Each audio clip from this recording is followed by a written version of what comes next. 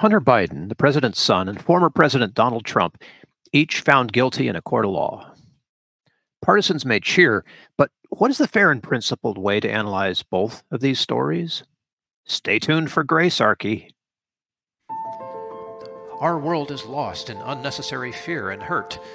Our systems seem scientifically engineered to make you small, powerless, and always waiting for the next great leader who will fix the problems around us. Worse, we're witnessing neighbor versus neighbor while warfare breaks out around our family tables. But you have access to a spirit, a strength that enlarges and empowers you. Even better, you don't need to wait for the next big movement. You can heal the world. It's time for governance by grace. Welcome to Gracearchy with Jim Babka.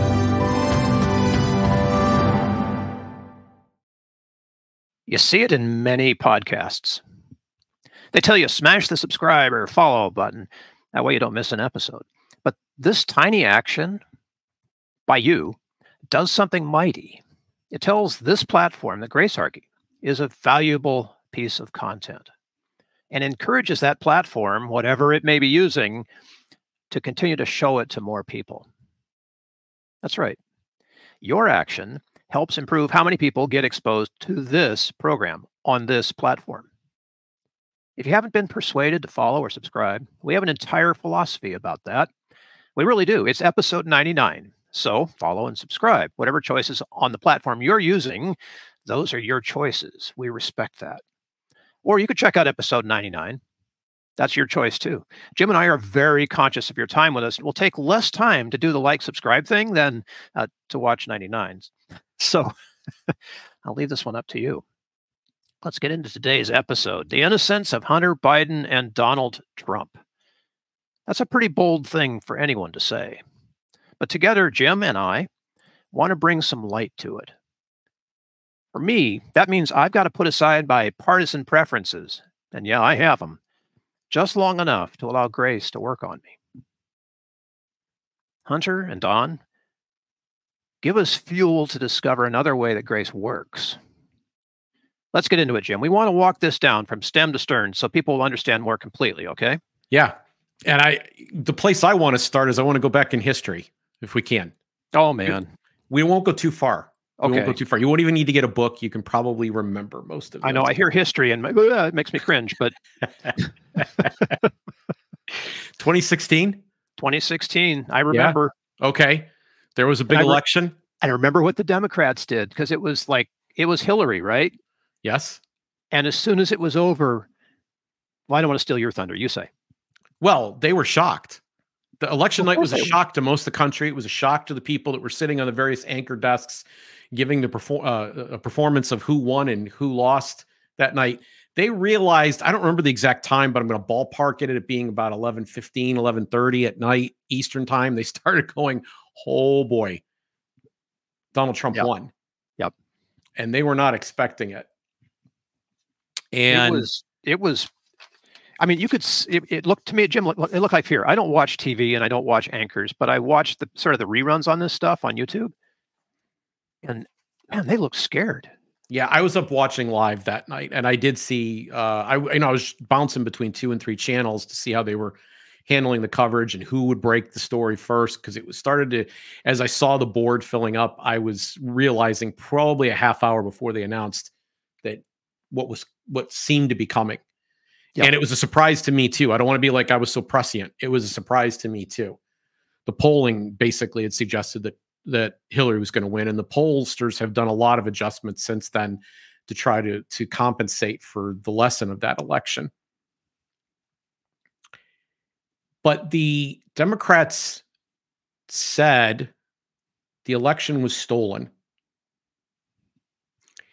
And the evidence they pointed to was Cambridge Analytica.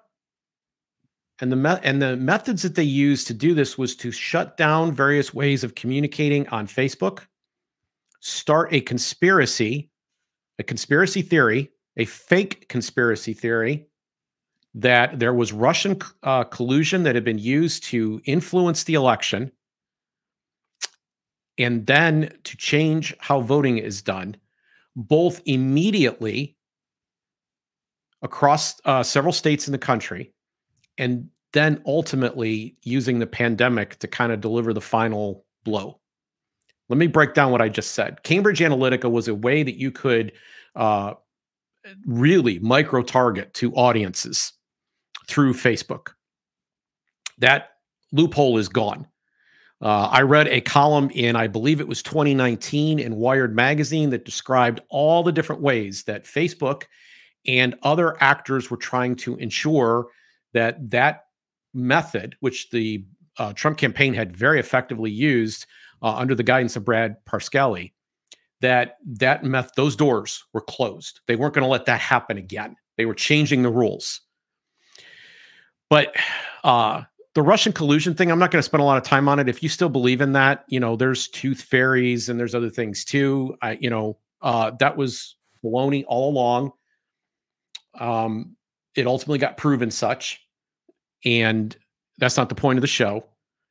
But that was designed to change things. That was designed to explain why Hillary lost, not the fact that she was a bad candidate who ran a bad campaign.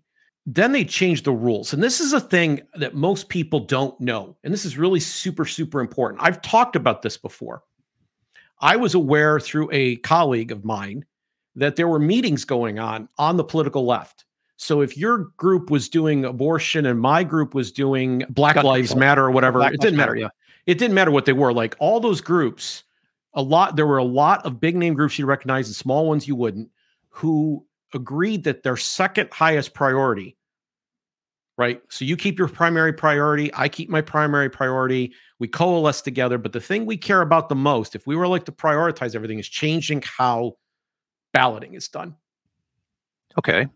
And they began going to work to change election law in states. Michigan was a big place. The ACLU celebrated the success that they achieved in Michigan.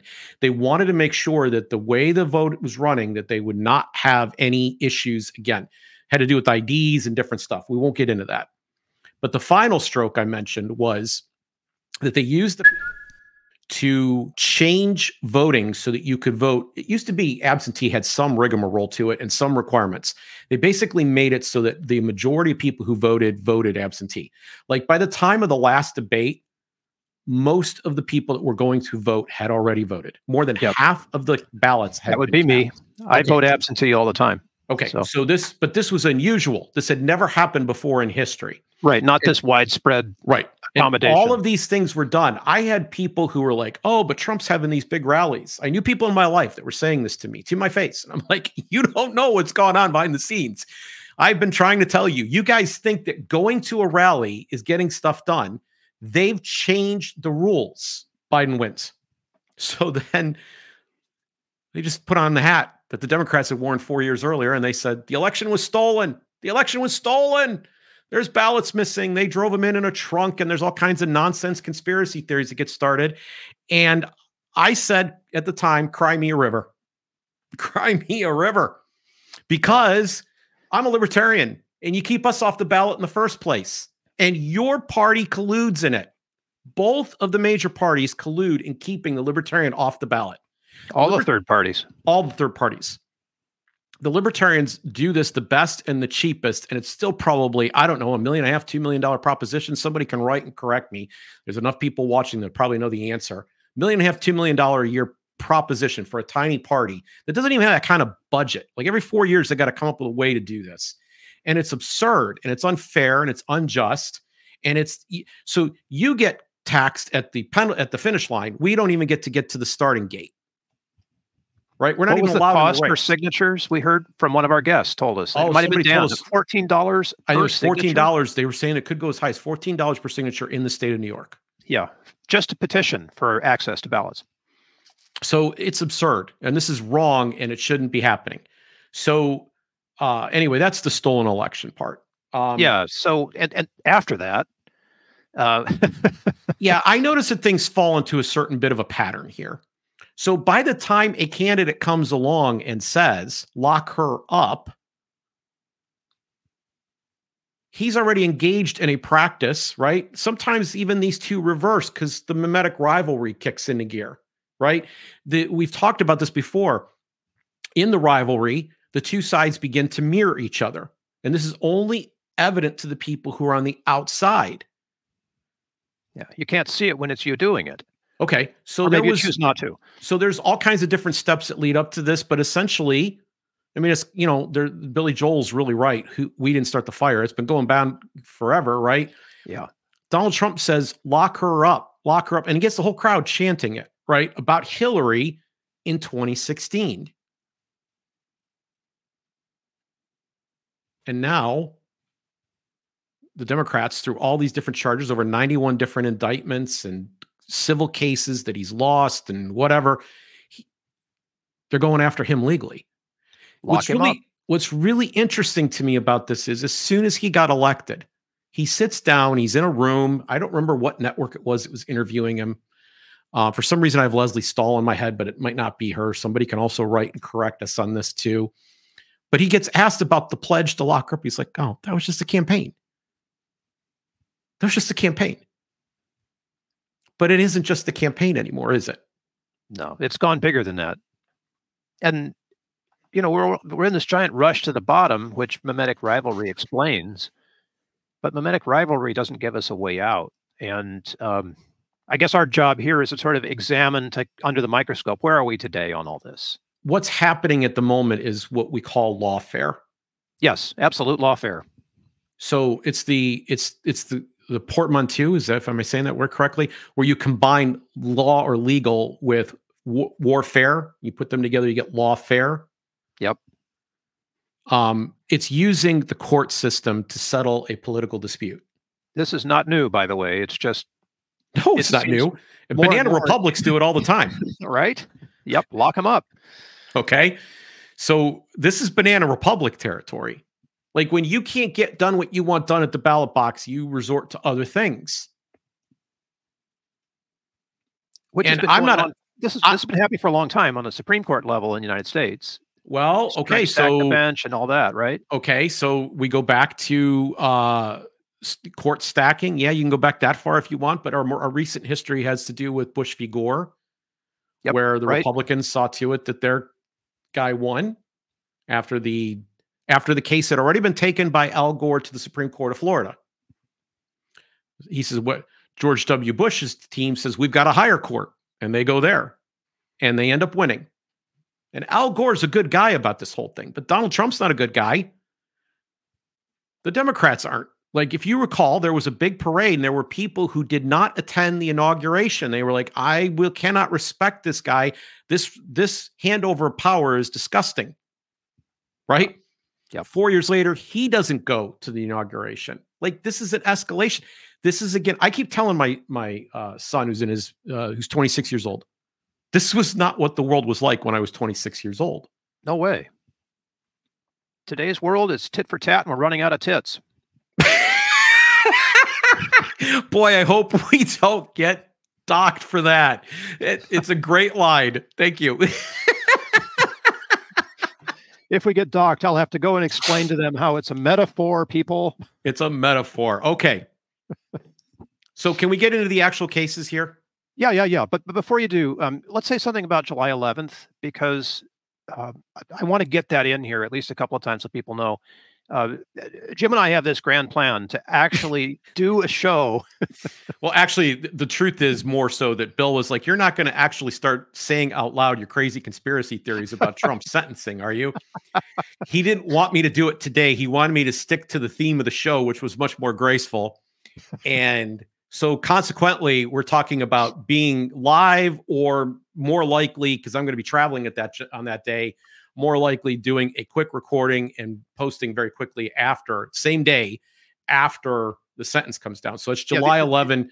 You can mark your calendar, go to your favorite method of listening. If you're subscribed, if you punch that button, like Bill told you at the very beginning, then you'll find the show will be delivered to you. Like, it'll say, hey, Jim just had something to say, and you get to find out. I might even have like a colander or a tinfoil hat on my head at that juncture.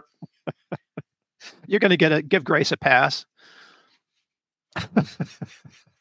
Because I my belief is this whole thing has been about politics. We'll get to that in a moment. Can we get a whole bunch of people from the event you're going to be at around you, and maybe some banners and stuff? Yeah, and they could all put tinfoil hats on too. We'll bring foil.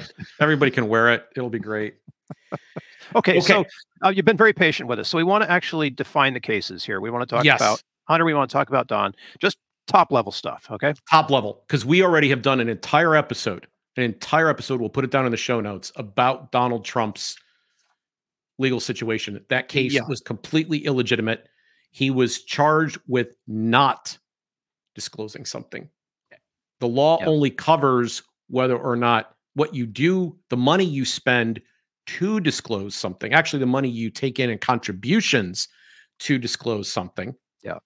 That's all it covers. This was not money raised to do something. This was not an expression of anything. It was the non-expression of something. You have a word for that I've been trying to come back to, because you remember we talk about this, and you'll from time to time you'll say the question the attorney asked was, "When did you stop beating your wife?" Yes. These aren't questions you can respond to with anything like objective, factual evidence. Right. So there were a lot of problems, and then at the last minute, as I understand it, the sentencing guidelines that the judge, or the conviction guidelines that the judge provided to the jury, also, I just have a hard time that in a legitimate court system believing that they would hold up an appeal. I think there's a real good chance he ends up beating this on appeal. There's a reason this case wasn't pursued multiple times, but it is, when you are campaigning, you are raising money so that you can communicate an idea. And this is called express advocacy. And there is no express advocacy in this situation. So the law doesn't apply. Like, just before you even get there, then there's a series of misdemeanors. And the only reason they are that's still valid, because they'd already expired. The only reason they were still legitimate, and the only reason they were elevated to felony, is because they were able to combine it with this other crime that didn't exist. So the whole thing is just patently absurd. And then we come to Hunter Biden. Yeah. Hunter Biden has to fill out a form to buy a gun. Yep. He is an open and confessed user of drugs. At the time that he's filling out this form, that information's out. He gets prosecuted for not answering one question. That's a federal offense for not answering one question correctly. And there's just simply, both of these guys are in a situation where neither one of them are offenders with records. These are small, petty offenses. We'll get to that. We'll explain more about that here in a moment. Well, that's all behind the motivation for this stuff. Yes, which is, go ahead. Entirely political. 100%. You could bring one of these cases against, the average Joe, and it wouldn't even make it past the clerk. Okay. Throw it out. So in Hunter Biden's case, the only way you would see a charge like this, 99.9% of the time, is if someone has been charged with a series of crimes and they discovered this in the midst of all of those crimes, and they use it to do what prosecutors do, where they stack charges as high as they can, because then they can give away some. It improves their negotiating position in a plea bargain. Yep. People don't get charged and go to court for this. It just really doesn't happen. Okay. It's a lawfare tactic. And by the way, if you come to me with like, well, there's this many cases and it's happened this many times, what you're doing is the exception that proves the rule. This happened. People lie on the form when they go to buy a gun. They hardly ever get charged with it. Okay. The NRA itself has said that one of the problems with the way the gun laws work in this country and the constant calls for increased gun controls, that the existing laws, this is an NRA position I'm quoting, folks, the existing laws do not get enforced. This is what they're talking about. Sounds like immigration to me. Okay. Trump, on the other hand, we talked about in 2 episodes. We did the Trump episode, and then we did one with Steve Stockman immediately after, which we'll put down in the show notes as well. Campaign finance laws exist for 2 reasons. Number one, they keep pain in the butt challengers from getting elected in the first place. especially if those pain in the butt challengers are from third parties. Trying to raise money under a system of limits is like trying to fill a swimming pool with a teaspoon. The incumbent, on the other hand, can back up his fire hose, and fill that sucker right up because they have influence to sell. And we talked about how that's done. This is a law written by incumbents for incumbents, designed to con you Baptists out there into believing, that's the bootlegger side, to con you Baptists into believing that something moral is done. We just got rid of the appearance of corruption. I'm going to have a lot more to say about that, I think, over the summer. Oh, yeah. Okay. So Donald Trump got elected. So the second purpose, and that's why we did the Steve Stockman episode to follow it up, because there's a lot of similarities in those cases. If you don't toe a line once you get in there, this law is incredibly easy. It's almost as if it was designed to find ways to get you, to snag you, and make you the bad guy. So you will see frequently when someone's not cooperating with the system, right or left. And I'm talking about far right and far left. Like they are outside. They're at the edges of that Overton window and maybe a bit outside. Those people may find themselves in trouble with this campaign finance regime because they're not towing the line once they get there. That's the purpose of it. It's a form of lawfare. And that's how it was used in this particular case against Trump. So I want to put a bow on this.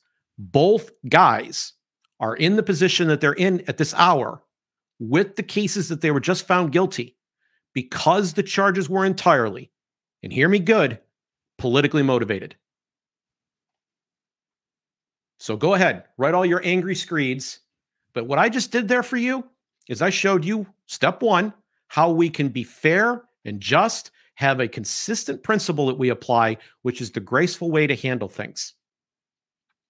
Now you're saying consistent principle, which makes my teeth grind, because we have a constitution.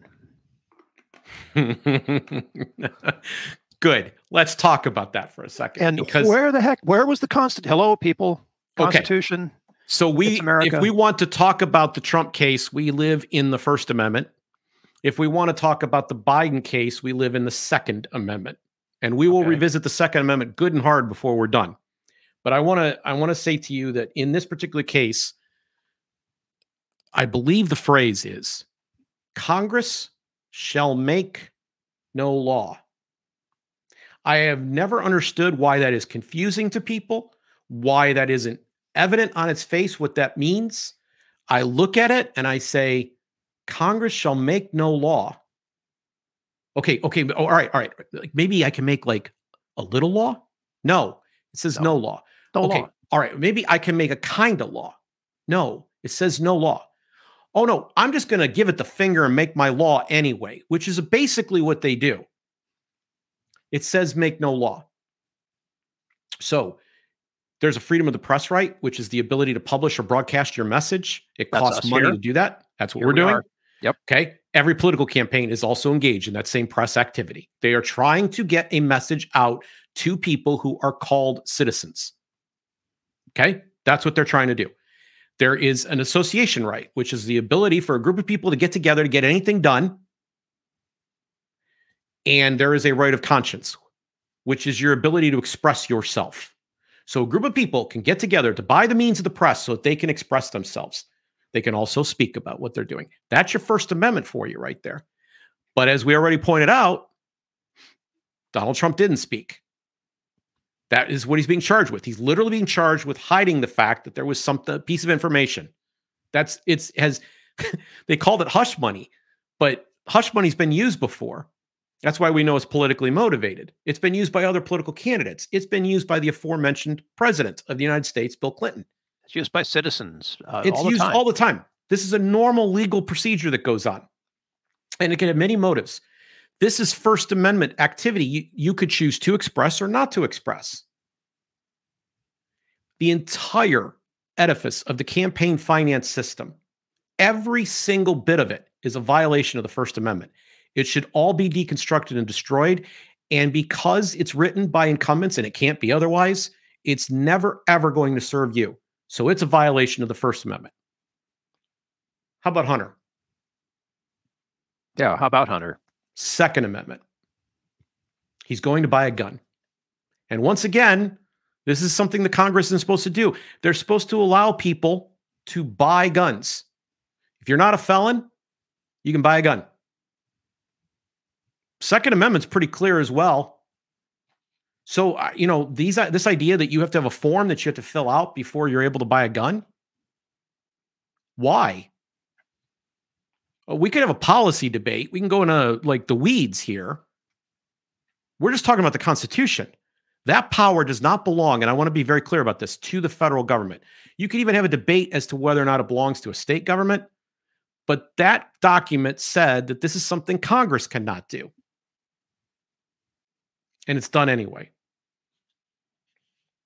And it's used to beat people about the head and shoulders.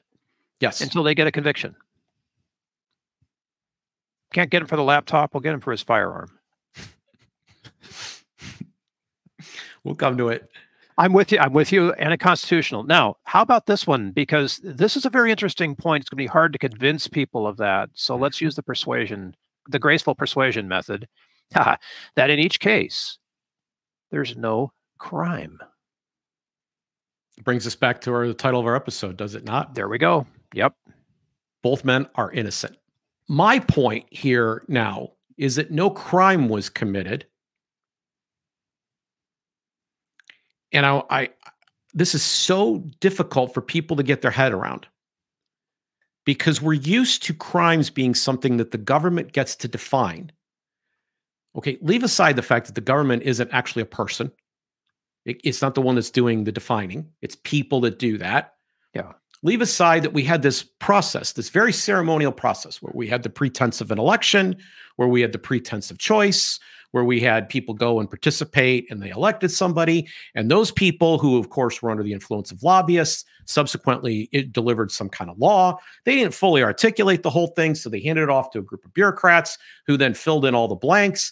And then it was tried in a court and instructions were given to the jury by the judge that obviated the whole thing anyway. Let's look aside all of that stuff, because the thing that matters the most is that in order to have a crime, there has to be a victim, a material victim. That material victim is someone we would be able to identify by name, and we would be able to identify the damage that was done to them.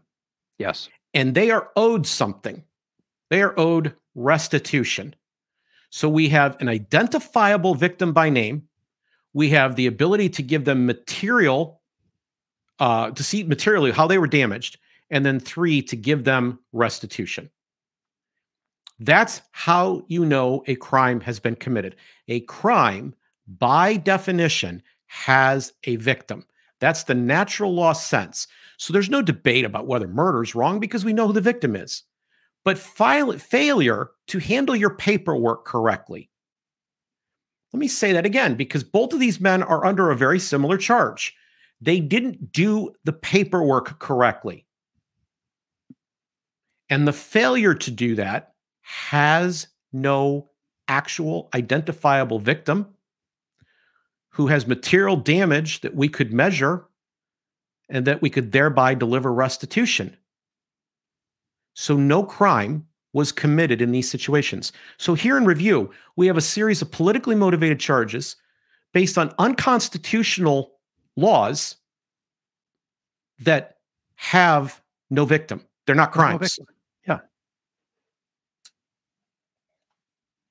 And this is true for both of them. Show me who Hunter Biden's victim is. Right. He buys a gun. He buys a gun. What happened with that gun? What did he do with that gun? Well, as far as I know, I don't know. Target practice? There's apparently a very good story. I did not follow the trial closely, having to do with a wife or girlfriend or a sister or somebody that threw one of his guns in a dumpster and it got found. So the guy's leaving guns and laptops and everything else behind. But the purchase of the gun, the filling out of the form, it's a phony crime. It's a phony crime. And the same thing's true of Donald Trump and his failure to disclose, or even his active desire to keep certain information private. As a privacy nut, I kind of respect that. I don't like knowing that anybody who like goes and searches Bill Protzman on the internet is going to find all this stuff about me. And who knows how much of it's right? The guy that does the lawn treatment in our front yard, it's a great guy. This guy is obsessed with grass. His name is Dave. Like, he really knows lawns and turf and understands all this stuff. Like, the guy's just brilliant when it comes to this stuff. Comes up to me and he's like, he starts asking me questions about politics. Like, he said, are you involved? Are you like on the internet? He's like, I'm like, yeah. I said, you can Google me. He's like, wow. So it's kind of weird. Like, people in Northeast Ohio, that's not normally a thing. So it's kind of, I don't know. So if you're listening to this, Google Jim before you Google me. Jim. Yeah. That's Babka. Yeah. Okay. So someone close to us raised a really interesting point about this. It got me thinking. Remember Al Capone? Mm. The FBI was after him for years. And everybody knew, that he was the trigger man, or he had hired people to have other people killed. Mm-hmm. Murders were involved, but they were never able to get him on a murder charge. So they got him instead on what, tax evasion or something innocuous? Yes. Is there not a case to be made here that the Hunter and Don thing is in a similar way about, getting, I don't know, even what you get for something like this? Getting to say that he's, the convicted former president of the United States is more valuable than the fact that they got there anti-constitutionally with no crime, et cetera, et cetera. Or is this something akin to the Al Capone tax evasion rap? Have you heard the statement that everyone in America, or the average person in America, commits 3 felonies a day? Wow. I guess I'm falling behind, Jim. We got to end right now. I got felonies to commit here. The thing is that most people don't realize when they're violating the law, or they're doing something that they think is so small and petty that it really shouldn't be a legal matter. But and felonies? They're usually, maybe he's exaggerating. I don't know. This is I can't remember. It's Harvey something. I can't remember his last name. Silverglate. Harvey Silverglate said that. Big civil rights attorney. And the notion behind this is, and it's true to even if maybe the number is not specific, I don't know, is that we have so many things that are laws on the books. So many things that the prosecutor can charge you with. Oh, have you ever seen the old laws that from 1800s that are still on the books? And tons of new ones too, Bill, that are actually passed by people that didn't have any legislative authority to do it. Like, we have regulations as well that are put in place by unelected bureaucrats. And then the cop on the scene has tools. They're literally called tools in the kit, where they can get you with things like disorderly conduct, resisting arrest, failure to follow orders. There's a whole bunch of things that they have in their ability that are not real. By the way, no actual crime was committed once again. Yeah. It's a judgment call on their part. When they show up in a court, it automatically gets upheld because we just trust the authority. And so it is really easy to stumble across that law. If it can be done to people at the top of the food chain, how much defense do you have? And if you can't afford legal counsel, what defense or chance do you have at all? We do not want a justice system that works this way. From top to bottom, we don't want it. It's unfortunate that we don't spend enough time as a country talking about all the cases that happen on the bottom end of this rung. We're today sitting here talking about these very highly symbolic ones at the top.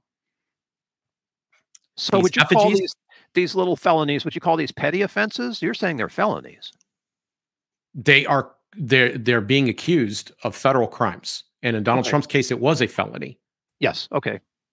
And Hunter Biden could he's very unlikely to get a 25-year prison sentence, but that's the potential here.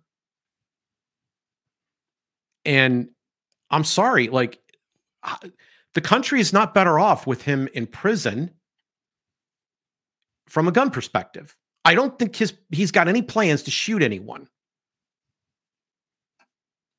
But even if he did, like, that would be the thing that you would charge. Right? The gun is not the crime. Yeah. It's just not. Yeah. So none of us should want to live in a country where it's like, well, we're going to get you somehow, right? All we got to do is decide we don't like you. We're going to get you somehow. That's the country we live in, Jim. No, we don't want that. We don't want what I'm saying. And the fact that this is happening now at that level sets really bad precedents and shows that none of us are safe at all. Talk to us just for a second, your perspective here, because I've noticed this as well. The response, like the Biden response to the Trump conviction, the Trump response to the Biden conviction. So the Biden team had put out the word as soon as closing arguments were happening that when the conviction or when the sentence was rendered, they may well want time that night for the president, Joe Biden, to address the country, that he would give some kind of speech. Yeah. On the day of, they still didn't know at the hour of the announcement of Trump's guilt. They did not know whether or not Biden was going to go on. But ultimately, as we all know now, he did not. This suggests to me that there was the potential for gloating.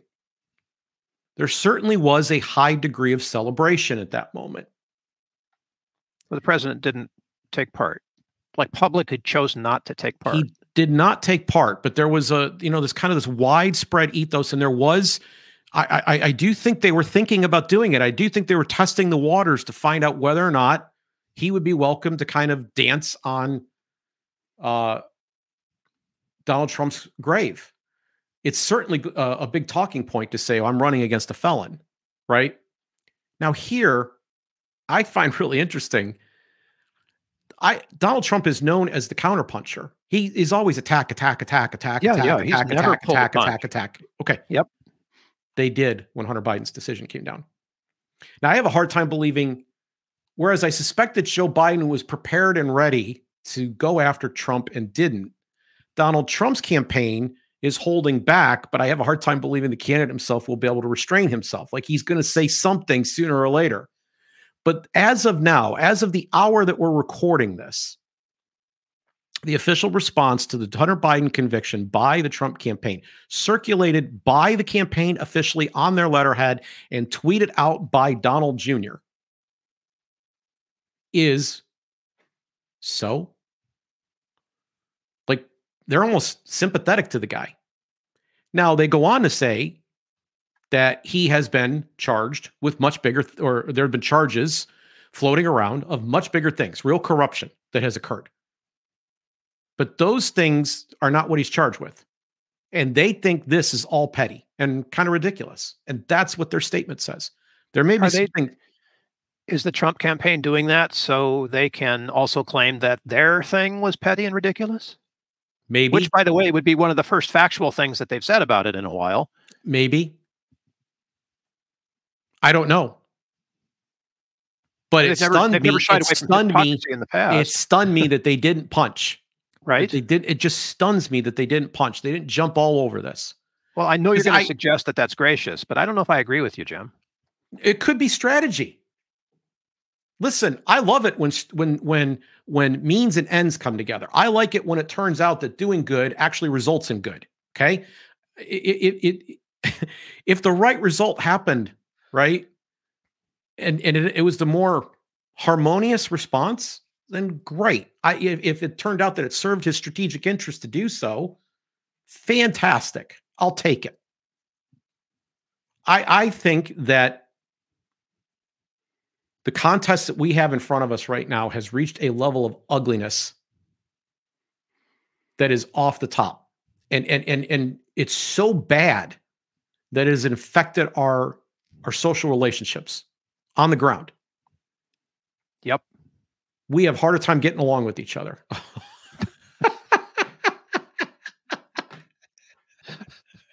Oh man, you've jumped right to the end. This is awesome. No. I had it's so perfect right now. Well, okay. Let's come back to this. I want to say something. Well, no, we'll just do it now. We'll just do it now. Do it now. This would fall under the heading of a grace point, okay? Yeah. You can leave it up. I think it's great. I have seen memes all over the internet where Donald Trump is being blessed by the Savior. And then he says, don't worry, they crucified me, or they persecuted me, or they put me on a sham trial, or whatever. There's all kinds of variations on this. And I have some friends who rightfully, in some way, objected to this because they were like, there's an equivalency here that's being rendered that somehow or other Donald Trump is the savior. And the technical name for this equivalency that tends to be bandied about is sacrilege. So I understand very well where they come from. This is the opposite of it. And this one's a little more fun. I like this because of the surprise of the fact that it's Hunter. I mean, there's no way that Jesus would sympathize. Republican Jesus can't sympathize with Hunter, can he? And just look at all the Americana. It's just bursting with Americana right there, right? There's not a green vegetable. This is the most American thing you're going to see all week. Yeah. Okay. Yeah, Jesus. So, but I want to play with this for just a second at a grace level and say that the idea of the sacrifice, the idea of communion, even as we've discussed on this show before, is that we are not to have enemies. We're to love our enemies. And I want to, love is not super like. Love doesn't mean I like you an awful lot. That's not what love is. Love is the giving of yourself to another person, right? It is the ability to look out for others around you and wish and hope for the best in them. You want the best for them. That's what love is, okay? People get all kinds of fancy and, suggest that like I said, that it's like hyper like. It's not that. You can actually love someone and not like them a bit. Like, I love this person. I would do anything for them, but please don't make me spend 3 hours with them, right? You can have that sentiment, okay? And if you don't believe me, get somebody whose job it is for you to help them with, in their later years with their troubles, right? There's all kinds of times where there's family members that need to be cared for, that you do the thing. I just had a friend that just went through this. You do the thing. You take care of the person. You showed love. But the time that you spent with them and even the time doing it wasn't something that made you happy. You weren't feeling, woo, this is fantastic. I like this so much. I like this person so much. It's possible to love without liking. You've just described everyone in social services worldwide. Okay. So love is what we're called to do as believers. And Jesus says, whatever you do to the least of these, you've done to me. So what you have to do kind of is an inventory in your life of who your enemies are and who the least of these are. And then you need to figure out, when you're confronted with situations where they are in your face, how do I love this person? And if your expression of when they're in your face, when Hunter is in your face, if your expression towards him is animus, when Donald Trump is in your face and your expression to him is hate, the desire for his destruction, a Schadenfreude, that's not love. You forgot to look at him as you would look at Jesus. I'm not talking out my rear end here, because that's the whole point of communion. That's why the ceremony exists. The final sacrifice, much has been forgiven to you. You have to forgive him, because there's no way you can make up for it. And come on, let's be honest. How much has Donald Trump done to most of the people who are upset with him? Really? And how much has Hunter Biden done to most of the people who are upset at Joe? But I will tell you, in this particular case, neither one of them did anything to anybody that's listening to the show right now in the charges that they were found guilty for. Those charges do not represent any victimization of you. Both men in this sense are Jesus. They are innocents who are scapegoated. So here's the irony of this whole thing. There is a grain of truth beneath this absurdity.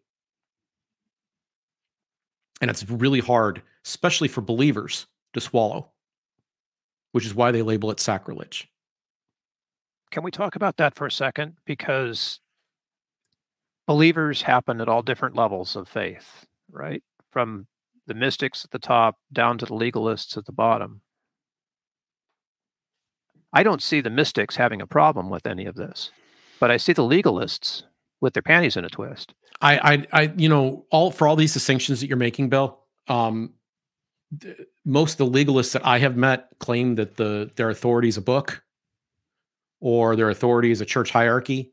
And in both cases, the teachings are consistent and the same. So just be consistent in following what you say everybody else is supposed to follow. Just do the thing. Just do it. Just love. Just love. Sorry. Just love. I want to be clear. I don't want either one of these men to go to prison for the thing that they've been charged with. I'm not even sure that I want them to go to prison for the things they have been charged for. That's a whole nother episode that we would get into again if we talked about the justice thing. Just don't think the Supreme Court will take care of that for us. I am interested in where a crime is committed. We have made the parties involved as whole as possible. I do not see that in our justice system on balance. So I have a critique of the whole thing. But for the reasons that we've covered today, the fact that these cases are politically motivated, that they are anti-constitutional, forget unconstitutional. That's debatable. They're anti. They're hostile to what's actually written in the document. I don't need to be a Supreme Court justice or read through any precedents to know that what these things say meant that these laws shouldn't have even existed. There was no crime committed because there is no identifiable victim that we can materially restore, and that these are petty offenses. We do not want to live in a situation where you can find some way to get you. We have all these laws, so we have some way to get you. We don't want to live in that kind of system. And I want to dwell one more moment on the hypocrisies in the Hunter case, because these really bother me. Okay, so Joe Biden is a huge advocate for gun control and would like to do a whole lot more to make it hard to get and acquire a gun. He is also historically, all time, one of the greatest drug warrior senators. And his son, who took drugs, is now a victim of some of the laws that he probably even helped pass. Yeah. Yeah. And so here we have Hunter hoisted on a Democrat petard. Their hypocrisies run that deep. It's got to break his heart to see what's happening to his son, but he's responsible. He should look in the mirror. and don't tell me, Democrats, without doing something about this law and any other lives that you may ruin with your laws, that he shouldn't be held specially responsible. Because you're hypocrites too. I could sit here and say it. I could sit here and point it out because I don't support these laws. But let's flip it all around here. Let's make sure we don't leave the Republicans out either. Because there are Republicans right now excited about the fact that they got him. They got the president's son finally. At least they got him on something. And it's a gun control charge. Well, I'm for the Second Amendment. And then this. You see how the hypocrisies are running in both ways? And this happens every time we use coercion, every time we initiate force against other human beings instead of practicing human respect. When we start to look at the individuality of human beings and the fact that all of us are trying to pursue happiness in the best way that we know and understand and see fit, with so long as we're not harming anyone else, we ought to be left to our devices. If Hunter wanted to buy a gun and Donald Trump didn't want people to know what he did, and he was willing to pay $130,000 apparently for it, then far be it from us. And you can't show me where anybody's victimized by this. This victimization thing is a really big point for us libertarians. Yes, we're all over that. Yep. But incumbent in that is also what Jim and I have been doing today, which is drilling down into it until you find the grace that exists there. So final parting shot on this, Joe? Yeah, we got to get out. So I'm only going to make one more point. And that is that I wish Joe Biden would pardon Donald Trump like Jerry Ford did for Richard Nixon. I wish that Donald Trump would pledge to pardon Hunter Biden. I don't want to see lawfare used as a means for how we're going to govern going forward. This to me sets a really bad trend. I would like to figure out how we de-escalate the violence of this system, which is inherent to it. I want to see it go away. I want to see greater grace. I think the first person to do this will be deemed the bigger man and will benefit from that. I think there's political advantage in doing it, but I want to see people do the right thing. I just want to see the right thing for once. And the right thing would be that we drop these charges and we move on to discussion of real issues affecting real people.